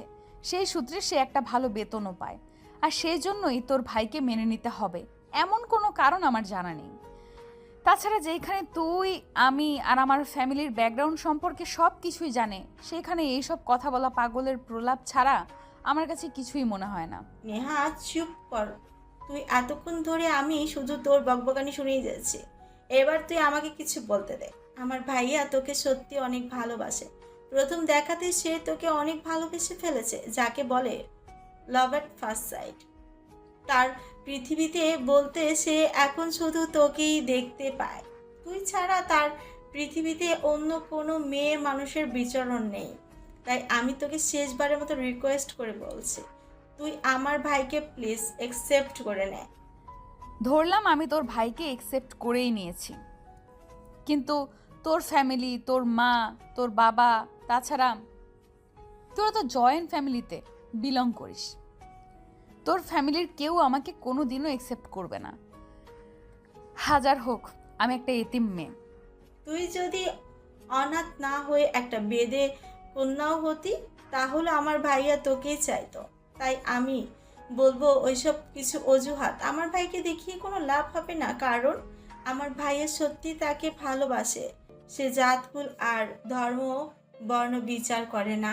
নিশি, আমি বুঝতে পারছি না তুই কেন এভাবে আমাকে জোরাজুরি করছিস। তুই তো জানিস আমি কখনোই আমার সিদ্ধান্তের বাইরে কোনো কিছু করি না, আর করতে পছন্দও করি না। তার কারণ হলো আমার ভাইয়া তোকে না পেলে দেবদাস হয়ে যাবে সেরকমটাও নয়, এমনকি তোকে না পেলে সে সুইসাইড করবে এমনটাও নয়। তোকে কাছে পেলে তার জীবনটা হয়তো খুব সুন্দর হয়ে সাজবে, আর নয়তো তার জীবনটা একটু অগোছালো হয়ে রয়ে যাবে। আর আমি তার বোন হয়ে এটা সহ্য করতে পারবো না, তাই বারবার তোকে রিকোয়েস্ট করতে ছুটে আসি। আচ্ছা ঠিক আছে, তুই আমাকে একটা দিন সময় দে, আমি একটা চিন্তা ভাবনা করি, তারপর তোকে আমার সিদ্ধান্ত জানাবো। এই কথাটা শোনা মাত্রই নিশি নেহাকে জড়িয়ে ধরে বলতে থাকে, তোর সিদ্ধান্তে অবশ্যই হ্যাঁ হতে হবে, কারণ আমি আমার ভাইকে হেরে যেতে দেখতে পারবো না। তুই আমার বান্ধবী, তোকে আমি যতটা ভালোবাসি তার চাইতে আমি অনেক বেশি ভালোবাসি আমার ভাইয়াকে। আমার ভাইয়া পরাজয় মেনে আমি নিতে পারবো না। প্লিজ তোর উত্তরটা যেন হ্যাঁই হয়। এরপর যেতে যেতে একটা দিন চলে গেল। পরের দিন ঠিক সময়ে নিশি নেহাকে ফোন করে। কি ব্যাপার দোস্ত, কেমন আছিস? আর আমি তোকে কিছু জানাতে বলেছিলাম, সেটার কি খবর? এই তো আছি ভালোই, আর এখন থেকে হয়তো আর একটু ভালো থাকবো, কারণ আমি তো ভাইয়ের সঙ্গে রিলেশনে যেতে রাজি। আর তোর ভাইয়ের সাথে রিলেশনে গেলে হয়তো তোর ভাইয়া আমাকে আর একটু বেশি কেয়ার করবে, তাই হয়তো একটু বেশি ভালো থাকবো। হ্যাঁ, সেটা তো অবশ্যই। সত্যিকারের পুরুষের ভালোবাসা ভয়ঙ্কর রকমের সুন্দর হয়। তাহলে এই গুড নিউজটা আমি এক্ষুনি আমার ভাইয়াকে জানিয়ে দিই বলিস? যে বিষয়ে আমি কিচ্ছু জানি না, তোর যদি ইচ্ছা হয় তো এক্ষুনি তোর ভাইকে এইসব, সেই বিষয়ে আমি কিচ্ছু জানি না, তোর যদি ইচ্ছে হয় তো এক্ষুনি তোর ভাইকে এইসব কিছু জানিয়ে দেবে, তাহলে জানিয়ে দে। আর তুই যদি মনে করিস এখন তোর ভাইকে কিছু জানাবি না, তাহলে সেটাও তোর ব্যক্তিগত ব্যাপার, এই বিষয়ে আমি তোকে কিছুই বলবো না। নেহার কাছ থেকে এই কথা শুনে নেহাকে নিশি বলে, এরকম একটা আনন্দের সংবাদ লুকিয়ে রাখা যায় নাকি? আর আমি যদি এই আনন্দের সংবাদটা লুকিয়ে রাখি, তাহলে আমার ভাই আমাকে কি করবে সেটা তুই খুব ভালো করেই জানিস। তাই আমার মনে হয় এক্ষুনি আমার ভাইকে এই বিষয়টা জানিয়ে দেওয়া উচিত। আমি তোকে বললাম তোর এই বিষয় নিয়ে আমার কোনো মাথা ব্যথা নেই, সে তোর যা ইচ্ছে করতে পারিস। এই কথা বলে নেহা ফোনটা কেটে দেয়। আর অপরদিকে নিশি ফোনটা কেটে দিতে দৌড়ে নিজের রুম থেকে বের হয়ে ভাইয়ার রুমে চলে যায়। আর গিয়ে দেখতে পায় ভাইয়া ব্যালকনিতে বসে উদাস মনে আকাশের দিকে তাকিয়ে আছে। তখনই হঠাৎ সে পিছন থেকে ভাইয়ার কাঁধে হাত রেখে বলতে থাকে, কি ব্যাপার ভাইয়া, কি হয়েছে তোর? তুই এভাবে উদাস মনে আকাশের দিকে তাকিয়ে আছিস কেন? তোর কি খুব বেশি মন খারাপ? দেখ, সবসময় এইভাবেই আর কি করতে আসিস না, কারণ তুই খুব ভালো করেই জানিস আমার মন খারাপ, আর কেন মন খারাপ সেটাও তুই খুব ভালো করে জানিস। তারপরও তুই এসব ইয়ার্কি করতে আসছিস কেন? কি বলবি বল, না হলে চলে যাচ্ছিস কেন? ভাইয়া, তুই এভাবে আমাকে বলতে পারলি? হাজার হোক আমি তো তোরই বোন হই, আর বোনের সঙ্গে কেউ এভাবে আচরণ করে এটা আমার সত্যি জানা ছিল না। হ্যাঁ যাই হোক, আমি তাহলে যাচ্ছি। যেটা বলতে এসেছিলাম সেটা আর বলা হলো না। এই কথাটা শোনা মাত্রই নীল থমকে গিয়ে পিছন ফিরে তাকায় আর বোনের হাত ধরে বলতে থাকে। না বলে চলে যাচ্ছিস কেন? তুই তো খুব ভালো করে জানিস এমনিতে আমার মন ভালো নেই। নেহাকে ভালোবাসার কথা বলতে গিয়েও বলতে পারলাম না। প্রেম শুরু হওয়ার আগেই মনে হয় শেষ হয়ে যাবে। তুই অত কিছু বললি না, তাই খুব মন খারাপ লাগছিল। যদি আমি এক্ষুনি আর এই মুহূর্তে তোর মনটা ভালো করে দিতে পারি, তাহলে তুই আমাকে কি দিবি সেটা বল। না রে, আমার মনে হয় এখন আর আমার মন ভালো করার মতো কোনো সংবাদ আমার সামনে আসবে না। যাই হোক, তারপর তুই যখন বলছিস আচ্ছা ঠিক আছে, তুই আমার কাছে যা চাইবি আমি তোকে তাই দেবো, আই প্রমিস। সত্যি বলছিস তো? আর ভেবে বলছিস তো? আমি যখন তোকে এই খুশির খবরটা দেব, তখন কিন্তু আমাকে সেটা দিতেই হবে, না হলে কিন্তু একদম হবে না, বলে দিলাম। এই যে আমি তোকে যে প্রমিস করলাম আর কথা দিলাম, তুই আমার কাছে যা চাইবি আমি তাই দেব। কিন্তু কি এমন খবর যেটা শুনলে আমার মন এমনিতেই ভালো হয়ে যাবে? তুই বল না, আমি তো দেরি সহ্য করতে পারছি না। নেহা তোর সঙ্গে সম্পর্ক করতে রাজি হয়েছে, তবে এর জন্য অবশ্য আমাকে অনেক কাঠ খড় পোড়াতে হয়েছে। নেহা কিন্তু এমনি এমনি তোর সঙ্গে সম্পর্কে যেতে রাজি হয়নি। কি বলছিস বন্ধু? সত্যি বলছিস তো? সত্যি সত্যি নেহা আমার সঙ্গে সম্পর্কে যেতে রাজি হয়েছে, নাকি তুই অকারণে মিথ্যা কথা বলছিস? কি বলছিস বোন? সত্যি বলছিস তো? সত্যি সত্যি মেয়েরা আমার সঙ্গে সম্পর্কে যেতে রাজি হয়েছে, নাকি তুই অকারণে মিথ্যা বলছিস? দেখ ভাইয়া, যার জন্য চুরি করি সেই বলে চোর। তাহলে কিন্তু এটা মেনে নেওয়া যায় না, কারণ আমি এতে কষ্ট করে নেহাকে তোর সঙ্গে রিলেশন করতে রাজি করালাম, আর তুই এখন কি না তুই বলছিস আমি মিথ্যে কথা বলছি। এটা কিন্তু অপমানের চরম পর্যায়ে পৌঁছে গেল। নিশির কথা শুনে নীল খুব ভালোভাবেই বুঝতে পারলো নিশি তার সঙ্গে সত্য কথাই বলেছে, একটুও মিথ্যে কথা বলছে না। তাই সে নিশিকে বলে, আই এম সো সরি, আমার ভুল হয়ে গেছে, আমাকে এবারের মতো ক্ষমা করে দে। আর কখনোই তোকে মিথ্যাবাদী বলবো না। আমি এখন নেহাকে ফোন করি, কি বলিস? সে তোর ইচ্ছে করলেই তুই নেহাকে ফোন করতে পারিস, আর না হলে নাই, তাতে আমার কি? আমি তো তোকে উপকার করতে গিয়ে মিথ্যেবাদী প্রমাণিত হলাম, এখন আবার আমাকে বলতে আসছিস কেন? আরে বাবা, বললাম তো সরি, আমার ভুল হয়ে গেছে, এবারের মতো প্লিজ তুই আমাকে ক্ষমা করে দে। আর তুই কী চাস সেটা বল। তুই আজ আমার কাছে যা চাইবি আমি তোকে তাই দেবো। বেশি কিছু না, আজ বিকেলে নেহা আর আমি তোর সঙ্গে বের হব, আমাদের চাইনিজ খাওয়ালেই হবে। ওকে ঠিক আছে, কোনো সমস্যা নেই। তবে নেহাকে কিন্তু এই কথা তোরই বলতে হবে, আজ প্রথম দিনেই। আমি নেহাকে এই কথা বলতে পারবো না, আর আমি বললেও হয়তো নেহা যাবে না। আচ্ছা ঠিক আছে, নেহাকে আমিই বলবো এই কথা, বলে নিশি সেখান থেকে চলে যায়। আর তখনই নীল রুমের দরজা বন্ধ করে সঙ্গে সঙ্গেই নেহাকে ফোন দেয়।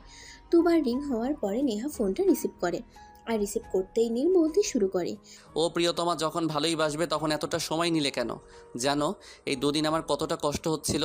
আমার তো মনে হচ্ছিল আমি নিঃশ্বাস বন্ধ হয়ে একদম মরেই যাব। এই যে মিস্টার দেখুন, আপনাকে ভালোবাসা আর আপনার সঙ্গে সম্পর্কে যাওয়া কোনোটারই ইচ্ছে আমার ছিল না। শুধু আপনার বোন অনেক রিকোয়েস্ট করে বলেছে, সেজন্য হাজার হোক সে আমার বেস্ট ফ্রেন্ড বলে কথা। এইভাবে নীল আর নেহা দুজনে কথা বলতে থাকে আর তাদের মধ্যে প্রেম ভালোবাসা দৃঢ় হতে থাকে। এরপর চলে গেল আরও 2 মাস। ইতিমধ্যে নীল লন্ডন চলে গেছে তার ব্যবসার কাজে। তবে দূরে চলে গেছে বলে তাদের দুজনের মধ্যে যোগাযোগ বন্ধ সেরকমটা কিন্তু নয়। তারা কিন্তু প্রতিদিন রাতে ফোনে কথা বলে, মেসেঞ্জারে মেসেজেও কথা বলে। ভালোই কাটছিল তাদের সময়। তবে সেই ভালোটা আর বেশি দিন টিকলো না। নীল লন্ডনে যাওয়ার কয়েকদিন পরেই নেহার চাচা হঠাৎ স্ট্রোক করে মারা যান। বিষয়টা সে পর্যন্তই নয়। নেহার চাচা মারা যাওয়ার পর নেহার চাচি নেহাকে বাড়ি থেকে বের করে দেন। আসলে উনি নেহাকে আগে থেকেই সহ্য করতে পারতেন না, শুধু নেহার চাচার ভয়ে তিনি নেহাকে কিছু বলতে পারতেন না। কিন্তু এখন যেহেতু নেহার চাচা নেই, তাই আর কোনো বাধাও নেই। তাই তিনি নির্দ্বিধায় নেহাকে বাড়ি থেকে বের করে দেন।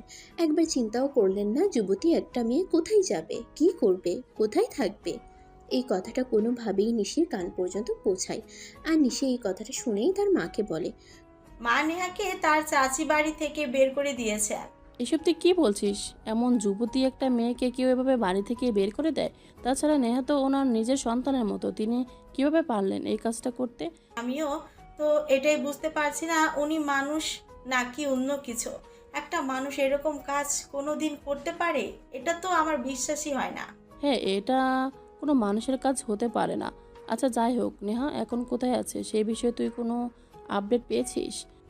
যদিও আমি কনফার্ম কিছু জানি না, তারপরও আমি আমার এক পরিচিত জনের কাছে শুনেছি নেহাকে নাকি বাড়ি থেকে বের করে দেওয়া হয়েছে। তাদের বাড়ির সামনে একটা রাস্তায় আছে, সেখানে বসে কান্না করছে। আমি কি এ বিষয়ে ভাইয়াকে কিছু জানাবো? না না, তোমার ভাই বিদেশে একটা কাজে গেছেন, সে সব কিছু জানতে পারলে মন খারাপ করবে আর অযথাই টেনশন করবে। তাই আমি বলবো এই বিষয়ে তোমার ভাইকে এখন কিছু বলার প্রয়োজন নেই। আসলে আমরা আছি তো, চলো না দেখি আমরা কোনো সমাধান করতে পারি কি না। আমরা কি সমাধান বের করব মা? আমি তো কিছুই বুঝতে পারছি না। তাছাড়া নেহার এই সময় অন্য কিছু না হোক, অন্তত বন্ধু হিসেবে তার পাশে দাঁড়ানো আমাদের কর্তব্য। কিন্তু কি করব?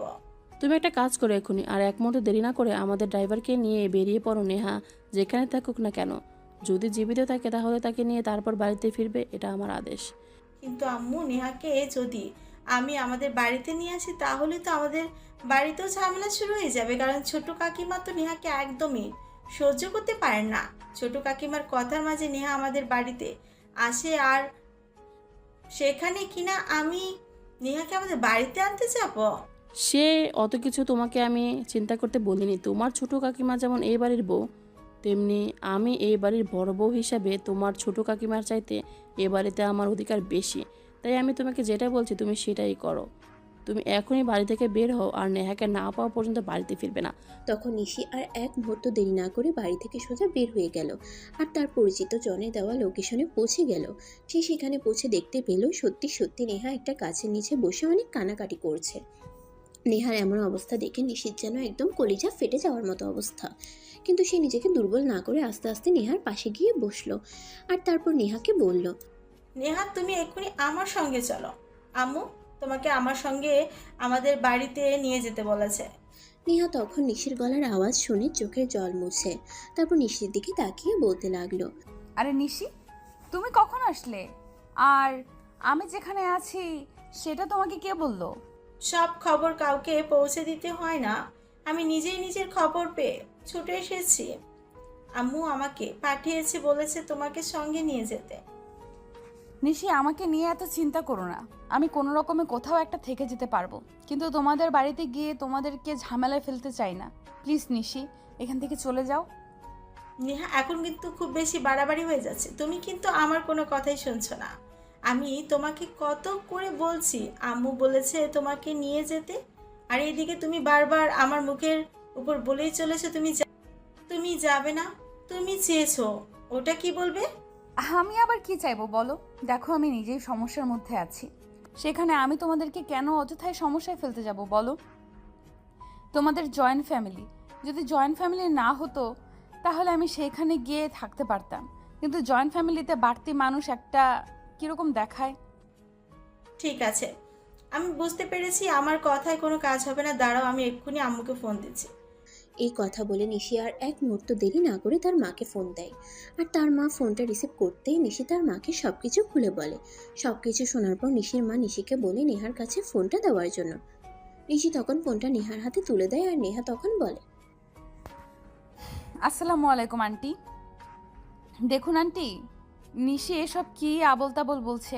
আমি সমস্যায় পড়েছি সেটা আমি একাই হ্যান্ডেল করে নিতে পারবো, কিন্তু সেখানে আমি কেন অযথাই আপনাদের বাড়িতে গিয়ে আপনাদেরকে ঝামেলায় ফেলবো বলেন আন্টি? দেখো, এমন নয় যে আমি কোনো কিছু জানি না, আমি সব কিছু জানি। আর এটাও খুব ভালো করে জানি যে তুমি কিছুদিনের মধ্যেই আমার বাড়িতে আমার পুত্রবধূ হয়ে আসবে। যেখানে দুদিন পর তোমাকে আসতে হবে সেখানে দুদিন আগে আসতে তোমার সমস্যা কোথায়? কিন্তু আন্টি, দেখো নি, আমি আর কোনো কিন্তু শুনতে চাইছি না। আমি 10 মিনিটের মধ্যে তোমাকে আমাদের বাড়িতে দেখতে চাই, এটাই আমার শেষ কথা। আর একটা কথা তুমি খুব ভালো করে শুনে রাখো নীল, আমার ছেলে সে কখন কি করবে না করবে সেটা তুমি আমার অনুমতি ছাড়া করবে না। সেজন্যই তোমাকে বলছি, কাইন্ডলি তুমি এক্ষুনি নিশির সঙ্গে আমাদের বাড়িতে চলে এসো। তখন নেহা আর কিছু বলতে চাইলেও অন্য কিছু বলতে পারল না। সে বাধ্য হয়ে তার জিনিসপত্র সবকিছু নিয়ে নিশিদের বাড়িতে চলে আসলো। নিশি আর নেহা দুজন যেই না বাড়িতে ঢুকতে যাবে অমনি তার ছোট কাকিমার সম্মুখীন হলো। এই মেয়ে, কি ব্যাপার? আগে তো মাঝে মাঝে নিশির সঙ্গে দেখা করতে আসতে, আজকে তো দেখছি একদম তলপি তলপা গুছিয়ে চলে এসেছো। বিষয়টাকে তোমার বলবে? ছোট কাকিমা, একটা কথা তোমাকে বলছি, তুমি কিন্তু ভুলেও যেও না। তুমি যেমন এই বাড়ির বউ, আর আমিও এই বাড়ির মেয়ে। তোমার চাইতে এই বাড়িতে আমার অধিকারটা কিন্তু একটু বেশি। তাই তোমাকে আমি শেষবারের মতো বলছি, আমার বন্ধুদের সাথে এমন কোনো আচরণ করবে না যেটা আমি তোমার নামে কারো কাছ থেকে কমপ্লেন শুনতে বাধ্য হই। দেখ নিশি, তুই কিন্তু ভুলে যাচ্ছিস তুই কার সঙ্গে কথা বলছিস। তুই বাইরের একটা মেয়ের জন্য আমার সঙ্গে এভাবে কথা বলতে পারিস না। আমি কিন্তু তোর ছোট কাকার সঙ্গে সব বলে দেব। কাকিমা দেখো, তুমি আমাকে সবসময় এত ভয় দেখাতে এসো না। আমি ভয় পাই না, সেটা তুমি খুব ভালো করেই জানো। তাদের দুজনের কথা কাটাকাটি শুনতে শুনতে সেখানে নিশির মা এসে উপস্থিত হয়। আর তাদের কথা শুনতে পেয়ে নিশির ছোট কাকিমাকে বলে, দেখ ছোট, তুই এ বাড়ির বউ আর আমার ছোট যা, তুই নিজের জায়গায় থাকবি সব সময়। নেহাকে এ বাড়িতে নিয়ে আসতে আমি বলেছি, এতে তোর যদি কোনো সমস্যা থাকে তাহলে তুই তোর হাজবেন্ডকে গিয়ে বল সেই সমস্যার কথা, কিন্তু আমি তোর সেই সমস্যার কথা শুনবো না, কারণ আমি তোর বড় যা। এই বাড়িতে তোর চাইতে আমার অধিকারটা কিন্তু একটু বেশি, কারণ আমি তোর আগে এসেছি এই বাড়িতে। আমি খুব ভালোভাবেই বুঝতে পেরেছি এই মেয়েটা তোমাদেরকে জাদু করে বশ করে নিয়েছে, সেজন্যই তোমরা একটা বাইরের মেয়ের জন্য আমার সঙ্গে তর্ক করছো। আচ্ছা ঠিক আছে, আমিও দেখে নিতে চাই এই মেয়েটা কিভাবে এই বাড়িতে থাকে। হ্যাঁ, তোমার যা ইচ্ছে তুমি তাই করো, গিয়ে কিন্তু দয়া করে নেহাকে কিছু বলতে যেও না, তাহলে কিন্তু এর পরিণাম খুব খারাপ হবে। এটা কিন্তু আমি তোমাকে বলে দিলাম। এরপর নিশি অন্য কাউকে কোনো কথা বলার সুযোগ না দিয়ে নেহাকে সেখান থেকে নিয়ে তার রুমে চলে গেল। এরপর চলে গেল বেশ কয়েকদিন। ভালোই কাটছিল দিনকাল, যদিও নিশির ছোট কাকিমা নেহাকে একদম সহ্য করতে পারে না। কিন্তু নিশির মা নেহাকে ছোট কাকিমার ধারে কাছেও ঘেঁষতে দেয় না। তিনি সবসময় নেহাকে নিজের মেয়ের মতো করে আগলে রাখেন। তাই নিশির ছোট কাকিমা নেহাকে কিছু বলতে চাইলেও বলতে পারেন না। এদিকে দেখতে দেখতে প্রায় 1.5 মাসের মতো সময় চলে গেল। নেহা তাদের বাড়িতে আছে এই কথা নীল ঘুণাক করেও জানতে পারল না। আজ নীল দেশে আসার তারিখ, তাই নিশি আর নিশির মা ঠিক করেছে নীলকে সারপ্রাইজ দেবে। সেই চিন্তা করে নিশি নেহাকে বলে, নেহা, আজ ভাইয়া দেশে আসবে, সেই কথা তো তুমি জানো। তাই আমি আর আমার মা মিলে চিন্তা করছি ভাইয়াকে একটা সারপ্রাইজ দেব। সারপ্রাইজ দিব সেটা না হয় বুঝলাম, কিন্তু কিভাবে সারপ্রাইজ দেবে আর কে সারপ্রাইজ দেবে সে সব কিছু তো আমাকে বললে না, তাহলে আমি জানবো কি করে? আমি বলছি শোনো, আমি ঠিক করেছি আজ তোমাকে বউ সাজিয়ে রেডি করে রাখবো। আর নীল যখন বাড়িতে এসে কলিং বেল চাপ দেবে তখন তুমি দরজাটা খুলবে, তারপর নীলের রিয়াকশনটা কি হয় সেটা দেখবো। কিন্তু এটা করা কি আদৌ ঠিক হবে? কেন ঠিক হবে না? অবশ্যই ঠিক হবে। তার মধ্যে তোমার জন্য একটা সারপ্রাইজ আছে। আমি আজ কাজী সাহেবকে বলে রেখেছি, তিনি বাড়িতে এসে আজ রাতে তোমাদের বিয়ে পড়িয়ে দেবেন। যেহেতু তোমার চাচা জীবিত নেই, তাই আমি তোমার চাচিকে খবর পাঠিয়েছিলাম, কিন্তু তোমার চাচা আসবেন না জানিয়েছেন। তাই আমি সিদ্ধান্ত নিয়েছি আমাদের পরিবার মিলেই তোমাকে আর নীলকে বিয়ে করিয়ে দেবে। এই কথা শুনে নেহার চোখ দুটো যেন খুশিতে ঝলমল করছিল। এদিকে নিশিরও মনে মনে অনেক আনন্দ লাগছিল। তার একমাত্র ভাইয়ের বিয়ে বলে কথা, সে অনেক আনন্দ করবে। যদিও এখন অনুষ্ঠান করা হচ্ছে না, তবে নিশি তার মা আর তার পরিবার মিলে সিদ্ধান্ত নিয়েছে আজ তাদের ম্যারেজ রেজিস্ট্রি হয়ে গেলে কিছুদিনের মধ্যেই আনুষ্ঠানিকভাবে তাদের বিয়ের কাজ সুসম্পন্ন করা হবে। তবে আজ যেহেতু নীল অনেক দিন পর বাংলাদেশে ফিরে আসছে আর নেহার জীবনেও এমন একটা দুর্ঘটনা ঘটে গেছে, তাই তারা নীলকে সারপ্রাইজ আর নেহাকে একটু আনন্দ দেওয়ার জন্য এরকম একটা সিদ্ধান্ত নিয়েছে। যাই হোক, এদিকে দেখতে দেখতে দুপুর ঘনিয়ে বিকেল হয়ে গেল। নেহা আর নিশি দুজনে পার্লার থেকে সেজেগুজে রেডি হয়ে বসে আছে নীল কখন আসবে সেই অপেক্ষায়। তবে তাদেরকে খুব বেশি সময় অপেক্ষা করতে হলো না।